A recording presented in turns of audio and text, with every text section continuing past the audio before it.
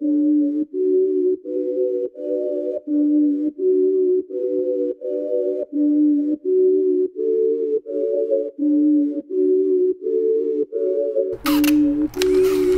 c'est Alex Dilem. Aujourd'hui, on est au 50e anniversaire du hip-hop. Je suis là pour prendre des photos, faire des vidéos. Ici, on est dans la Tempra Politique. C'est avec eux que je travaille à chaque semaine depuis un an. Il y a plein de performances incroyables. On est sur un super beau site, il fait super beau. Ça va être le fun. On est ici pour s'amuser, travailler, mais s'amuser surtout. Ça, c'est Canon R avec une lentille 24-70, toute Canon. Ça ici, c'est une Canon 6D. C'est mon plus vieux boîtier. Avec une 70-200, un bon zoom pour les shows. Je préfère encore mon 6D qui est beaucoup plus vieux, c'est un vrai DSLR, t'entends le petit miroir qui clique, clique, clique. Puis je préfère ça encore pour les photos. Ma passion première, c'est pas la photographie, c'était pas la vidéographie, c'était vraiment la musique.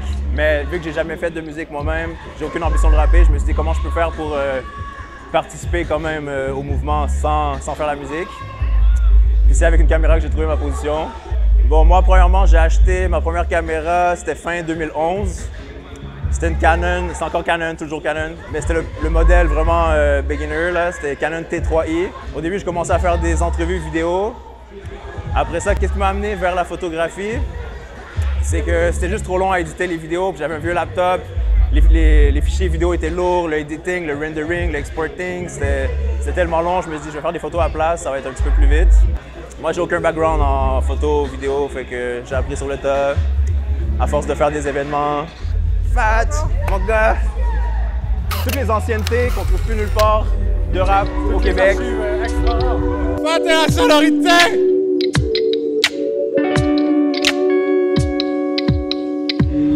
Puis moi, je me considère pas tellement comme un artiste parce que le travail que je fais, photo, vidéo, tout ça, je trouve que c'est très média, c'est comme on met une caméra sur un trépied, on enregistre la conversation. Quand je prends des photos de show, encore là, c'est pas moi qui dis à l'artiste comment se positionner, il est sur la scène, il fait qu'est-ce qu'il a à faire. Mais je dirais même pas que j'ai mon propre style artistique parce que mes goûts changent souvent. Comme juste changer de lentille aussi, ça fait changer ton style de photo. Des fois, j'aime shooter ultra wide pour voir tout l'environnement autour des artistes. Des fois, j'aime mieux faire des portraits comme super zoomé à 200 juste dans sa face. Le style de shoot que j'aime beaucoup faire, j'ai déjà googlé pour essayer de trouver comment ça s'appelle, puis c'est portrait environnementaliste, parce que j'aime voir une personne dans son environnement, tu sais, dépendamment de ce que la personne fait. Si c'est une personne qui aime beaucoup les voitures, bien avec une grosse voiture, puis montrer, c'est pas juste une personne dans un studio, j'ai déjà fait en studio aussi, je déteste ça. Un mur blanc, là, ça m'inspire pas du tout. L'éclairage est parfait, tout est parfait, mais c'est parfaitement plate selon moi. Récemment, la caméra argentique est revenue. Tout le monde veut avoir sa petite caméra comme disposable, la petite caméra jetable, avec un petit flash. Mais moi, mon problème avec ça, c'est un peu con à dire, mais c'est comme pour l'environnement, je veux pas faire comme le développement de films, puis imprimer des photos, puis tout ça, j'en ai pas besoin. Je veux juste que mes photos soient sur Instagram ou sur un site web, là. Pourquoi j'adore Montréal? C'est parce qu'il y a des shows justement partout au Québec. T'sais, Montréal, c'est la ville où toutes les shows de rap vont se passer le plus. À chaque semaine, il y a 2-3 shows, 2-3 événements où je peux aller travailler. Mais si je devais voyager, ça serait sûrement New York, for sure, parce que il n'y a rien de plus hip-hop que New York. C'est la source, c'est la Mecca. Puis j'aime pas beaucoup les arbres ou le ciel. Je veux vraiment voir des buildings à côté jusqu'au ciel. Puis il y a tellement des photos iconiques qui ont été prises là-bas de Biggie, de Jay-Z. Il y a plein de pochettes d'albums qui ont été photographiées à New York. Puis tu reconnais les buildings. Puis même les buildings qui n'existent plus, comme les Twin Towers. Il y a une photo légendaire de Biggie devant le World Trade Center.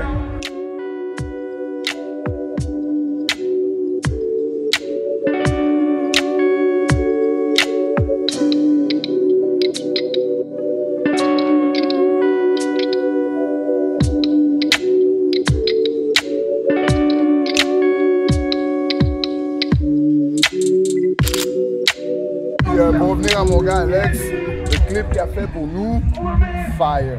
Fait que là, il me dit, oh, je veux pas faire plus de clips, je veux pas faire des clips. On va le forcer parce qu'il m'en faut 2-3 autres d'Alex. C'est pas mon créneau les clips, mais quand on me demande, quand c'est une personne d'intérêt comme toi qui me demande, je suis comme ok, je vais faire un clip, c'est bon. Vous êtes témoin là, right? Vous êtes témoin.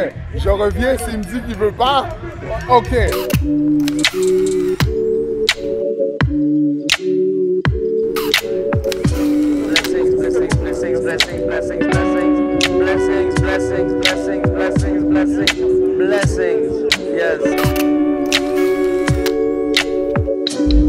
ma première caméra, c'était dans l'optique de faire des entrevues, vidéos à des lancements d'albums avec des rappeurs, de documenter la culture, tout ça. Puis la première occasion que j'ai eue, c'était avec Monkey. Ça, c'est fou. Au Sino Shop. Ça, c'est fou. Puis c'est fou, bro, parce que je me rappelles? Oui, je me rappelle, même si à un moment donné, j'ai comme objectif de challenger les peintures de la Renaissance en remettant à l'heure un peu ce qui se passe dans notre culture et tout. Et je sens que je suis rendu à un endroit dans ma vie où là, je fais de la peinture à l'huile et je suis vraiment en train de manifester ce que je voulais manifester il y a 12 ans, tu vois. Donc, je me rappelle très bien de cette entrevue-là. Merci, man. Tout ce que tu fais pour la culture, man. Tu faisais ça à l'époque, mais tu le fais encore aujourd'hui. Tu es au sommet de ce qui se fait journalistiquement. 2012, 2013, 2014, il y avait tellement de shows de rap qui se passaient au Underworld, Cabaret Underworld. Freak Stewart qui était promoteur là-bas, il faisait les flyers pour les événements, il organisait des shows là-bas. C'est un des premiers, je pense, qui m'a booké puis qui m'a donné un petit cachet pour shooter des shows. Là, j'étais vraiment officiel, tu sais, j'étais plus juste en train de quêter une guest list pour entrer gratuit. Là, j'avais un petit quelque chose qui venait avec. T'es un jeune photographe, prometteur, très motivé. Fait que quand j'ai vu là, cette motivation-là, moi, j'étais comme, tu sais, souvent des shows que, on n'a pas tant de budget, mais je suis donné un petit 40, 50. Le photographe qui m'a le plus inspiré, il est décédé, ça fait 3-4 ans, je pense. Il s'appelle Ricky Powell.